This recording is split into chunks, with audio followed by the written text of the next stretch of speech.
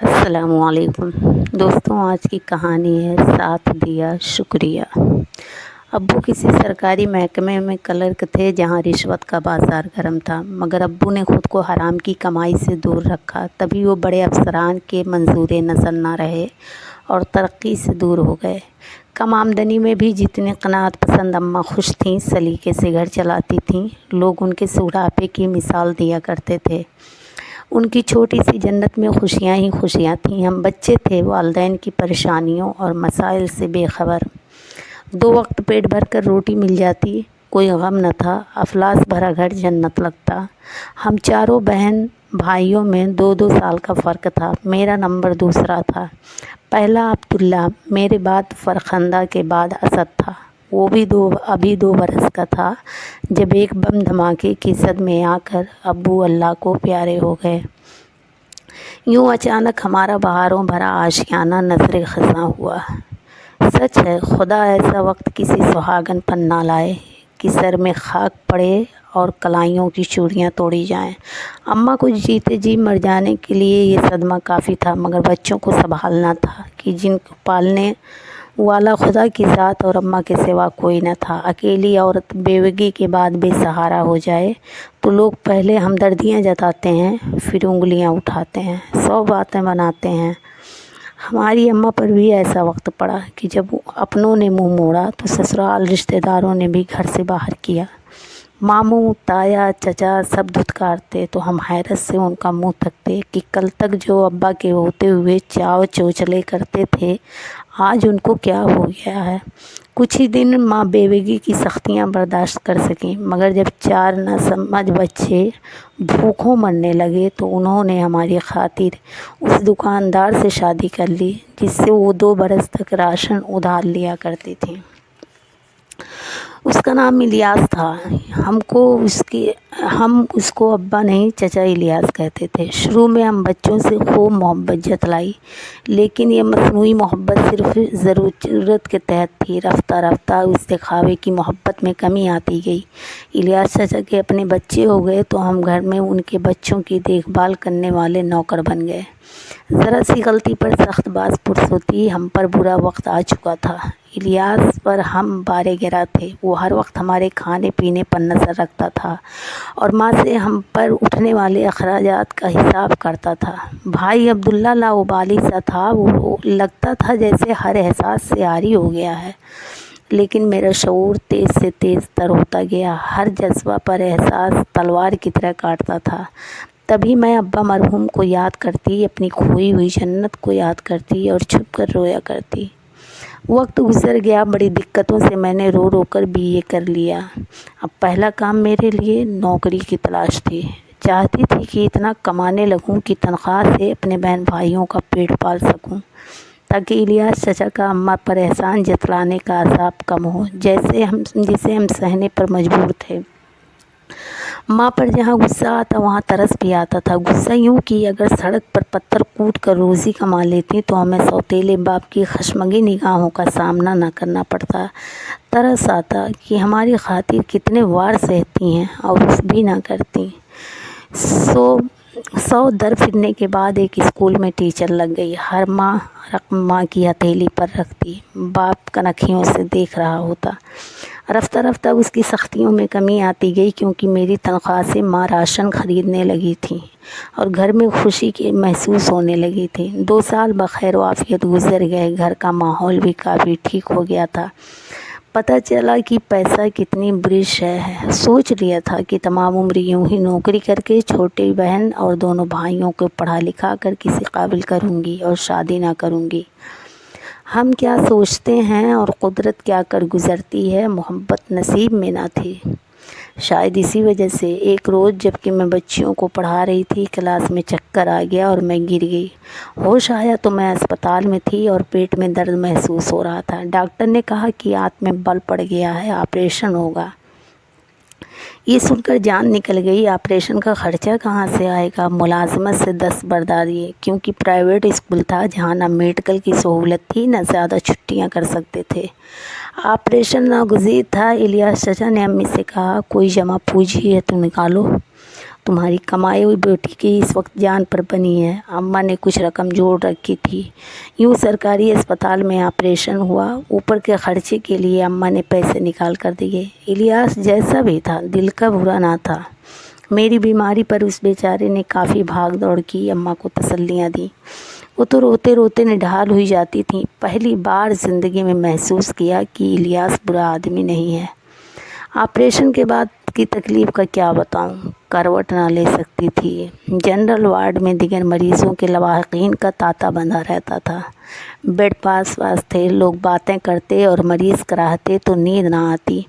सोचा ये था कि ये हफ्ता बेआरामी का है, जब ठीक होकर अस्पताल से चली जाऊंगी तो सुकून आ जाएगा, मगर ये मेरी खाम ख्याली थी। ऑपरेशन के बाद जो टाँके लगे थे, अद्वियात लेने के बावजूद सही ना हो रहे थे। रोज़ बरोज़ दर्द बढ़ता जाता था। बड़े डॉक्टर ने आकर चेक किया, पता चला कि पश्च पड़ गया है। हमारी यूनिटी की दवाई दी गई, खुदा जाने कैसी दवाई, हाई यूनिटीज़ की दवाई दी गई, खुदा जाने कैसी दवा थी कि ऐसा शदीद में रिएक्शन हुआ कि मरते मरते बची। वो दवा बंद करनी पड़ी। गर्ज मुख्तलिफ दवाएं देते रहे, लेकिन टाँकों में सोजिश और पीप बढ़ती गई।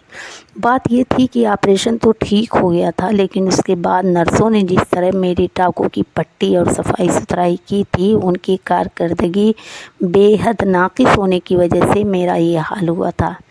इलाज करवाते, दर्द सहते एक माह हो चुका था। यूँ लगता था मेरा सारा बदन गल सड़ जाएगा, कभी अच्छी ना हो सकूंगी। ऊपर से नौकरी चले जाने का खौफ मुझे भूखे अजदहे की मानिंद खा रहा था।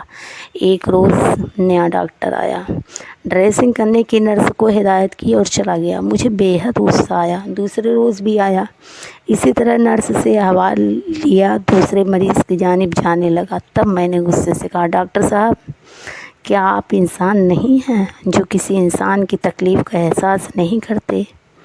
इस कदर लापरवाही से इलाज करते हैं कि मरीज़ ज़िंदगी की बजाय मौत की दुआ करने लगता है।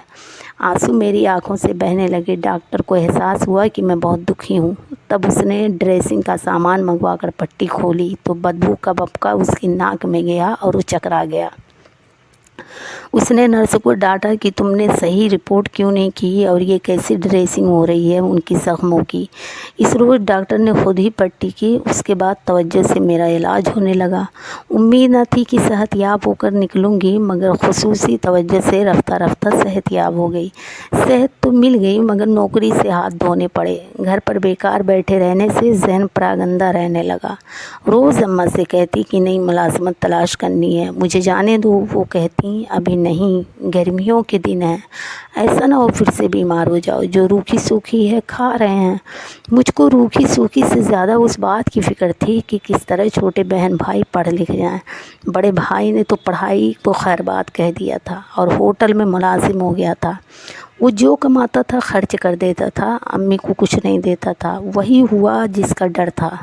फरखंदा इन दिनों 9वीं में थी। उसने अम्मा से फ़ीस के पैसे मांगे तो जवाब सौतेले बाप ने दिया कि इसे स्कूल भेजने के बजाय घर पर बैठाओ। लड़कियों को क्या पढ़ाना लिखाना ज़रूरी है? हाँ इलियास चाचा, बहुत ज़रूरी है। मैं फरखंदा को डॉक्टर के रूप में देखना चाहती हूँ, अम्मा के बजाय मैंने जवाब दिया। क्यों, क्या तू डॉक्टरों से बहुत खुश है? ऑपरेशन के बाद जो तेरी मिट्टी पलीद हुई, उससे सबक नहीं सीखा क्या?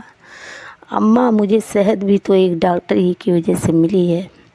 अगर ये मसीहा खुलूस दिल से इलाज करें तो वाकई मसीहा होते हैं, और मैं फरखंदा और असद को इसी रूप में देखना चाहती हूँ।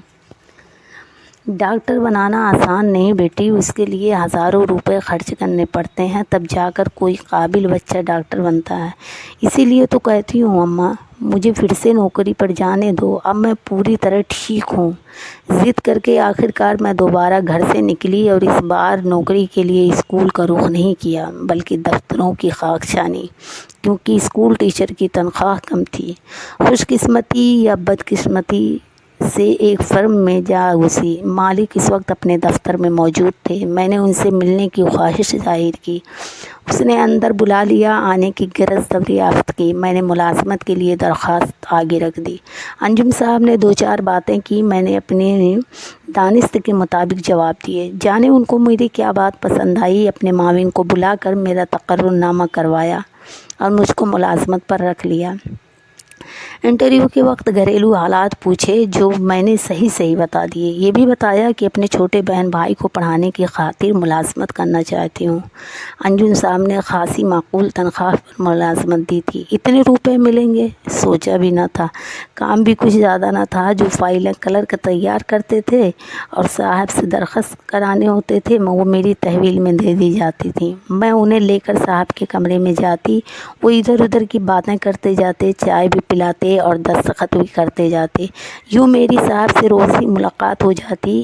1 ماہ بعد انہوں نے میری ٹیبل اپنے کمرے میں رکھوا دی اور کچھ ایسا کام سونپ دیا جو آسان بھی تھا اور زیادہ بھی نہ تھا۔ روز جو ڈاک آتی میں کھولتی اور پھر تاریخ کے حساب سے ترتیب لگا دیتی، پھر اس پلندے کو ان کے میز پر رکھ دیا کرتی۔ رفتہ رفتہ انجم صاحب مجھ سے دوستانہ رویہ اختیار کرتے گئے، یہاں تک کہ وہ اپنی پرسنل باتیں بھی بتانے لگے۔ کبھی مجھ ناقص العقل سے مشورہ لیتے۔ غرض ایسی فضا بن گئی کہ وہ میرے باس کے بجائے دوست بن گئے۔ ایک دن انہوں نے فرمائش کی کہ ان کے ساتھ لنچ پر چلوں۔ کچھ لمحات سوچنے کے بعد میں ان کے ساتھ کھانا کھانے چلی گئی، کیونکہ وہ ایسے دوستانہ لہجے میں بات کرتے تھے کہ ان سے ڈر نہیں لگتا تھا۔ جب ایک بار قدم باہر نکل جائیں تو قدم آگے بڑھتے جاتے ہیں۔ یہی میرے ساتھ ہوا۔ ایک بار باس کے ساتھ لنچ کر لیا تو روز روز جانے میں کیا آ رہی۔ اب فرخندہ FSC اور اسد میٹرک میں تھا، دونوں کو ٹیوشن لگوا دی تھی۔ وہ خوب محنت کر رہے تھے۔ میری طرح ان کو بھی حالات کی سنگینی کا احساس تھا۔ مجھے نہیں معلوم باس کو مجھ سے لگاؤ ہو چکا تھا یا وہ عاشق مزاج تھے۔ بہرحال اندازہ ہو گیا تھا کہ کچھ دنوں سے ان کا جھکاؤ میری جانب ہو رہا تھا۔ بالآخر ایک دن مدعا زبان پر لے آئے تو میں نے سیدھے سباؤ کہہ دیا کہ آپ کی عمر میں مجھ سے 15-20 سال بڑے ہوں گے، لیکن میں آپ کا بہت احترام کرتی ہوں کہ میرے بہن بھائی آپ کی وجہ سے اعلیٰ تعلیم یافتہ ہونے جا رہے ہیں، لیکن محبت کی جذب سے نابلد ہوں۔ اگر آپ کو مجھ سے محبت ہے تو پھر یقیناً عمر بھی کی چاہ ہوگی۔ آپ مجھ سے شادی کرنا چاہتے ہیں تو ایک شرط ہے، آپ کو میرے بھائی اور بہن کے ڈاکٹر بننے تک ان کا تعلیمی خرچہ اٹھانا ہوگا۔ اس لمبی تقریر پر انجم صاحب میرا منہ تکنے لگے۔ بی بی نفیسہ، تمہارے خیالات کی پرواز بہت تیز ہے۔ مجھ کو سمجھنے کی کوشش بھی نہیں کی اور بات کو کہاں سے کہاں پہنچا دیا۔ تو آپ سمجھا دیجئے۔ بات یہ ہے کہ مجھ کو ذہنی سکون کے لیے ایک تر و تازہ پھول چاہیے اور وہ تم ہو، لیکن شادی میں نہیں کر سکتا کیونکہ شادی شدہ ہوں اور 2 بچوں کا باپ ہوں۔ تم اگر یوں ہی مجھ کو ذہنی سکون پہنچاتی رہو گی تو ایک شرط کیا تمہاری 100 شرطیں مان لوں گا۔ تمہارے بہن بھائیوں کی اعلیٰ تعلیمی اخراجات بھی سہوں گا بشرط یہ کہ تم ہر دم ساتھ رہو، لیکن شادی یہ ایک فضول سی بات ہے۔ ان کی وضاحت پر مجھے دھچکا لگا مگر سہ گئی۔ وہ صاف گو آدمی تھے، لگی لپٹی نہ رکھی۔ ان کی یہ بات دل کو اچھی لگی۔ چاہتے تو دھوکے میں رکھ کر لوٹ لیتے، تو بھی میں کیا کر سکتی تھی۔ اتنی عقل تو اس وقت نہ تھی کہ مرد کی چال بازیاں سمجھتی۔ ان کی صاف گوئی پر کچھ دن خفا رہی، پھر خود سے مباحثہ کیا کہ وہ درست کہتے ہیں۔ میں ان کو اچھی لگتی ہوں، میری قربت ان کو سکون دیتی ہے، لیکن شادی شدہ ہیں اور بچوں کے باپ ہیں، یقیناً دوسری شادی کی گنجائش نہیں ہے۔ تو پھر اس میں برا ماننے والی کیا بات ہے۔ انہوں نے مجھ کو آفر دی ہے، چاہے تو قبول کر لوں چاہے تو ٹھکرا دوں۔ انہوں نے کوئی پابندی مجھ پر تو نہ لگائی تھی۔ تبھی ذہن نے ایک عجیب غریب سمجھوتا کر لیا۔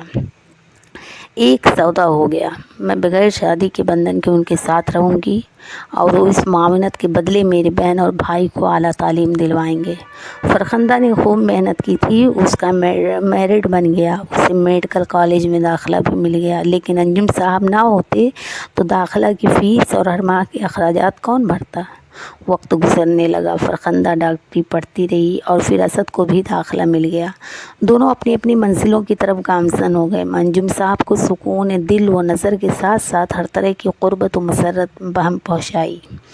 یہاں تک کہ وہ میرے ساتھ کے عادی ہو گئے، اب مجھ بن ایک دن بھی نہ رہ سکتے تھے۔ ادھر فرخندہ نے تعلیم مکمل کر لی اور ہاؤس جاب کر رہی تھی، ادھر انجم صاحب نے مطالبہ کیا کہ میں ان سے نکاح کر لوں، کیونکہ وہ گناہ سے بچنا چاہتے تھے اور میرے بغیر ایک پل نہ رہ سکتے تھے۔ میں نے بہت سمجھایا، آپ کی بیوی بچے ہیں، ان کو کیا جواب دیں گے، مگر وہ ایک ضدی بالغ کی طرح اڑ گئے اور اپنی بات منوا کر ہی دم لیا۔ ادھر فرخندہ کی ہاؤس جاب ختم ہوئی، ادھر انجم سے میری شادی ہو گئی۔ کچھ عرصہ نے اس شادی کو خفیہ رکھا، یہاں تک کہ اسد کو بھی ہاؤس جاب مکمل ہو گئی۔ انجم صاحب نے آفس میں پارٹی کا انتظام کیا اور سب کو بتا دیا کہ وہ مجھ سے نکاح کر چکے ہیں اور میں ان کی مسز ہوں۔ اب یہ مرحلہ تھا کہ میں نے اپنے والدین کو تو ان کے بارے میں نہیں بتایا تھا، وہ یہی سمجھتے تھے کہ میں جاب کرنے جاتی ہوں اور انجم صاحب میرے محض باس ہیں۔ ایک روز امی کو اعتماد میں لے کر میں نے بتا ہی دیا۔ وہ پہلے تو پریشان ہوئی، پھر الیاس چاچا کو بتایا تو وہ پریشان نہیں بلکہ خوش ہوئے کہ چلو اس نے اتنی مدت نوکری کی، بہن بھائیوں کو ڈاکٹر بنا لی، اب خود ایک فرم کے مالک سے شادی کرنا چاہتی ہے تو اس میں کیا قباحت ہے۔